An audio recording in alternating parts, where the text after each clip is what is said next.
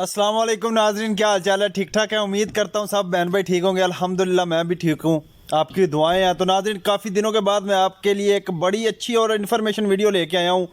और मेरी कोशिश होती है कि कोई ऐसी वीडियोस आपके लिए लेके आऊँ जिसके बाद आपको उसके को बेनिफिट मिले, आपको इन्फॉर्मेशन मिले, ऐसी मालूमात मिले कि जिससे आपकी ज़िंदगी में मुश्किलात जो है ना वो आसानियों में बदल जाएँ। जो आपकी परेशानियाँ, आपकी सोच है, उसको उसको बदलने में आसानी हो वीडियोस देखने के बाद। यार कोई ना कोई मेरा दिल करता है कि आप भाइयों से कोई ऐसा मशवरा दूं आपको, या ऐसा कोई ऐसी चीज़ बताऊं कि जिससे आपकी परेशानियां हल हो सकें। क्योंकि है जहां में वही लोग अच्छे जो आते हैं काम दूसरों के। तो मेरी कोशिश यही होती है। तो चलो, आज मेरे साथ हैं मेरे बड़े ही प्यारे भाई, जिनको मसलन शहनशाह के लक़ब से भी पुकारा जाता है। वैसे इनसे बातचीत करते हैं और पूछते हैं कि ये इनको कितना अरसा हो गया है प्रदेश के अंदर, और किस रास्ते से ये आए और किन मुश्किलात का इनको सामना करना पड़ा। तो अस्सलाम वालेकुम जी। जी वालेकुम सलाम, और सब सुनने वालों को अस्सलाम वालेकुम। तो शहनशाह भाई, आपको कितना अरसा हो गया इधर इटली के अंदर आए हुए? इटली में तो मेरा भाई मुझे तकरीबन 8 साल हो गए हैं। 2014 में इंटर हुआ था मैं अक्टूबर में। सही है।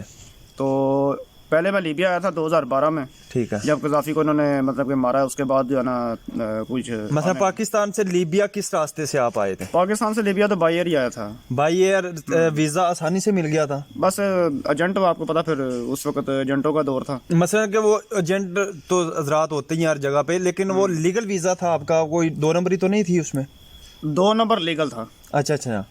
2 नंबर था लेकिन लीगल था। हाँ, 2 नंबर तरीके से बनाया था उसने। हाँ, लेकिन था लीगल। सही है। और उसके बाद जब आप लीबिया के अंदर आए, और आपने उधर कितना स्टे किया? लीबिया में तकरीबन 2.5-3 साल रहा हूँ मैं। लीबिया में 2.5-3 साल। हाँ, तो उधर काम शाम किया या? काम किया उधर, क्योंकि मैं अपने पैसे नहीं लगा कर गया था। मुझे रिश्तेदारों ने बुलाया था, मेरे खालू और खाला थे वहाँ पे। सही है। उनकी फैमिली थी वहाँ पे, तो वो काम करते थे कंस्ट्रक्शन का। सही है। तो उन्होंने फिर अपने काम के लिए जो ना बंदे पाकिस्तान से हायर किए थे। सही है। 4-5 दो लड़के थे, उनमें एक मैं भी था। सही है। मतलब 2.5-3 साल बाद काम करने के आपका कैसा जहन बना कि मैं आगे जो है ना कोई ट्राई करूं यूरोप की तरफ निकलने का? असल में कोई इरादा था ही नहीं। सही। यूरोप का तो बस एक ज़हन में ही था, या मतलब कि नाम ही था यूरोप का, लेकिन कभी सोचा नहीं था कि यूरोप जाएंगे। सही है। क्योंकि वहाँ पे मजदूरी कर रहे थे, कमा रहे थे, पाकिस्तान पैसे जा रहे थे थोड़े बहुत जिस तरह भी थे। लेकिन यह था कि हालात से तंग थे। हर वक्त बस यही थे कि ठीक है, आज ठीक हो जाएंगे, कल ठीक हो जाएंगे, लेकिन मतलब कि सर्कट आपका अच्छे तरीके से नहीं चल रहा था उधर? नॉर्मल जिंदगी मतलब गुजारा हो रहा था, एक कह सकते हैं, गुजारा भी कह सकते हैं, लेकिन लाइफ उधर अच्छी भी थी, यानी कि पैसे कमाने के लिहाज से। सही है। जितने आप कमाते थे उससे वो फिर छीन भी लेते थे। तो फिर किसने मशवरा दिया आपको, या आपका अपना फैसला था कि मैं आगे निकलूं? जब इधर खाना जंगी शुरू हुई है ना 2014 में, सही। तकरीबन रमज़ान में शुरू हुई है। तो उस वक्त पाकिस्तान से एक आए थे मंडी से चाचा जी, तो उन्होंने कहा जी मैंने जाना लीबिया, इधर आगे यूरोप में, इटली जाना है। सही है। तो उनके साथ बस प्रोग्राम बनते बनते फिर जाना, फिर मैं उनके साथ मैं भी तैयार हो गया, और डंकी लगा के पानी के रास्ते सीधा हम 2014 में इटली आ गए थे। कितने पैसे दिए थे आपने एजेंट को मसलन इधर आने के लिए? उस वक्त $1500 दिया था।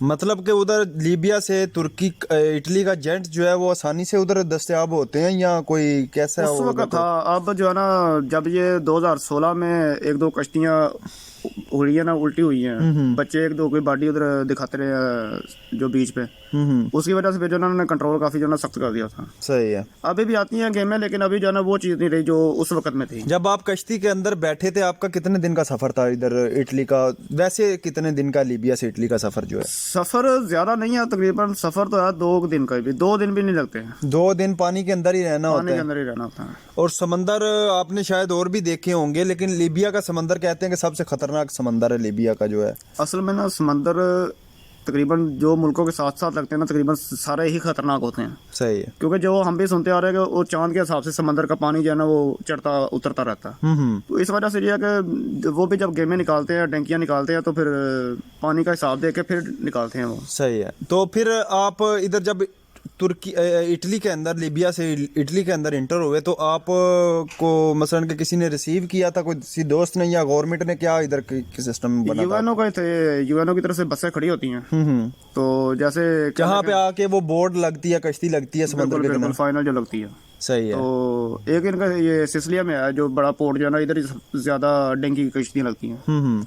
तो यह कि जिस आखिरी शिप में हमें उन्होंने रेस्क्यू करने के बाद लोड किया, उसमें तकरीबन 8-10 हज़ार बंदा था, जिसमें तकरीबन मेरा ख्याल है कि बहुत सारे जो है ना वो मुल्कों के लोग थे। अच्छा, मैं आपसे एक बात पूछना भूल गया हूँ, कितने पैसे आपने वो एजेंट को दिए थे, वो कश्ती का जो किराया था आपका वो लीबिया से इटली आने का?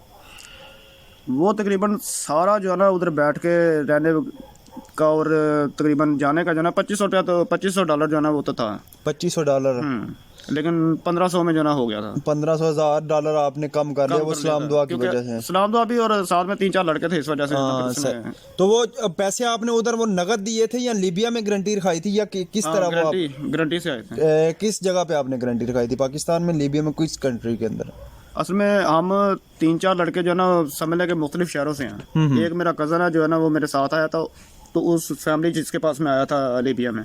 सही। तो बाकी जो है ना कज़न मेरे उधर ही थे लीबिया में।